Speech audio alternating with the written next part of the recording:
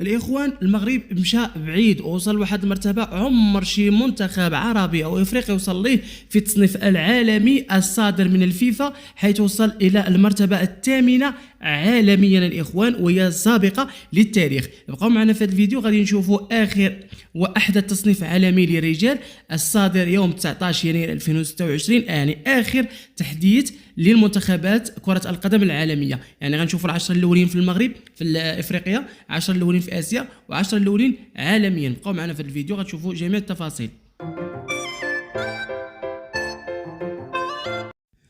اذا يا اخوان السلام عليكم ورحمه الله تعالى وبركاته. في هذا التصنيف العالمي الجديد اللي صدر في يناير 19 يناير 2026 غادي نشوفوا 10 منتخبات الاولى يعني عالميا، ثم يليه 10 منتخبات الاولى افريقيا، ثم يليه العشر منتخبات الاولى اسيويا، بحكم ان الدول العربيه والافريقيه مشتركين يعني في العروبه، يعني كاين دول عربيه في اسيا ودول عربيه في افريقيا، فبالتالي جبنا 10 ديال المنتخبات اسيويه الاولى و10 ديال المنتخبات الاولى افريقيا. اذا غادي نبداو كما ديما، غادي نبداو بالمنتخبات العالميه، العشره الاولين عالميا، ويتصدرها مباشره. غنبداو يتصدرها المنتخب الإسباني، هو الأول في آخر تصنيف، أول عالميا في فئة كرة القدم رجال. والمنتخب الثاني في التصنيف العالمي، شوف الإخوان أنا ما بقاش نقول النقاط، حقاش بقيت نقول النقاط غيبقى الوقت بزاف، حنا غادي نسرعوا الوتيرة. يعني رقم 1 هو المنتخب الإسباني، رقم 2 في آخر تصنيف يناير 2026 المنتخب الأرجنتيني، رقم 3 المنتخب الفرنسي، رقم 4 المنتخب الإنجليزي، رقم 5 المنتخب البرازيلي، رقم 6 المنتخب البرتغالي، رقم 7 المنتخب الهولندي. وفي سابقة للتاريخ يعني المنتخب المغربي يدخل ضمن العشرة الأوائل ويحتل المركز الثامن عالميا والأول إفريقيا وعربيا. المركز رقم 9 يحتله المنتخب البلجيكي، والمنتخب رقم 10 المنتخب الألماني. واش متخيلين الإخوان بلا المنتخب المغربي راه ولا سابق المنتخب البلجيكي والمنتخب الألماني والمنتخب الإيطالي، المنتخب بحال كرواتيا، كاع هادشي ولا سابقوا المنتخب المغربي. إذا مباشرة غندوزو ل10 منتخبات الأولى إفريقيا ثم آسيويا يعني. يلا دوزو. اذا الاخوان المنتخب الاول افريقيا هو المنتخب الوطني المغربي والثامن عالميا، يلي المنتخب السنغالي يحتل الرتبه 12 عالميا والثاني افريقيا، ثم المنتخب النيجيري الثالث افريقيا و26 عالميا، ثم المنتخب الجزائري الرابع افريقيا و28 عالميا، ثم المنتخب المصري بالمرتبة الخامسة إفريقيا 31 عالميا. المنتخب الجزائري سبق المنتخب المصري، يعني دابا مصر التي هي ثالثة إفريقيا في إفريقيا، ثالثة عربيا في إفريقيا.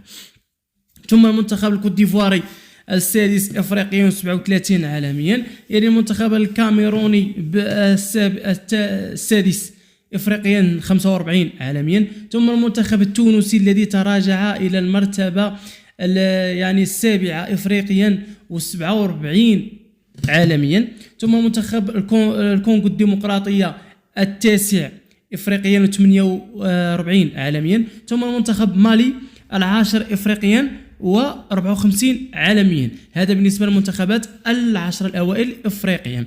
دابا ندوزو للمنتخبات الاسيويه العربيه الاسيويه، شوفوا شنو دايره في التصنيفات العالميه يلا الشباب ندوزو العشر منتخبات الاولى اسيويا ونشوفوا المنتخبات العربيه الاسيويه شنو دايره. اذا نبداو المنتخب الياباني هو الاول اسيويا و19 عالميا، ثم يلي المنتخب ايران هو ال20 عالميا والثاني اسيويا، ثم منتخب كوريا الجنوبية الثالث آسيويا و22 عالميا، ثم منتخب أستراليا الرابع آسيويا رغم أنها قارة بوحدة ولكن مشات مع آسيا، إن شاء الله المغرب تمشي مع الاتحاد الأوروبي كاع بحال أستراليا مع آسيا الرابع آسيويا و27 عالميا، ثم منتخب أوزباكستان 52 عالميا والخامس اسيويا. ثم المنتخب القطري الذي تراجع. شي الاخوان ملي كتصيبوا داك السهم نازل تحت راه المنتخب راه رجع، وملي كتصيبوه بالخضر وطالع الفوق يعني راه طلع، وملي كتصيبوه نقطه سوداء يعني راه ما طلع ما نزل بقى بلاصتو.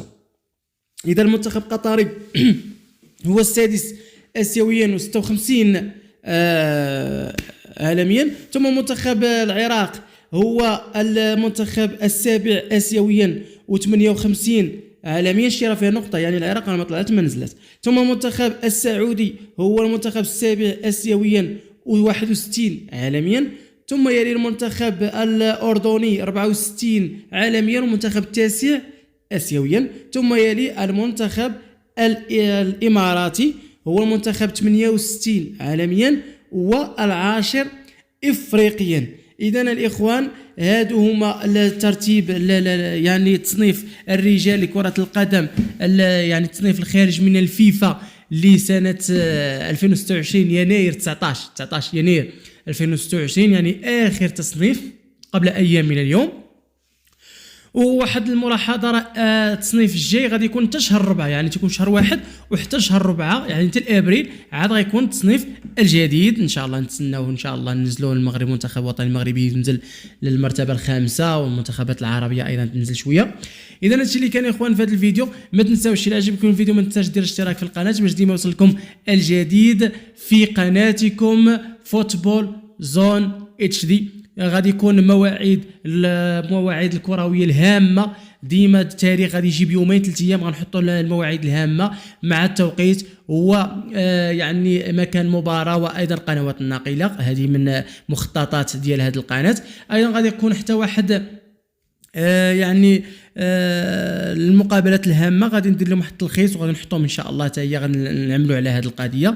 عاونونا الاخوان، حنا لا دابا واصلين 2 يعني 2000 اشتراك. عاونوا ولد بلادكم. من تحيه من المغرب. ديروا اشتراك، ديروا جام، كثروا من لي جام باش الفيديو يطلع ويشوفوا ناس اخرين في مختلف البلدان العربيه والعالميه. شكرا لكم وشكرا للناس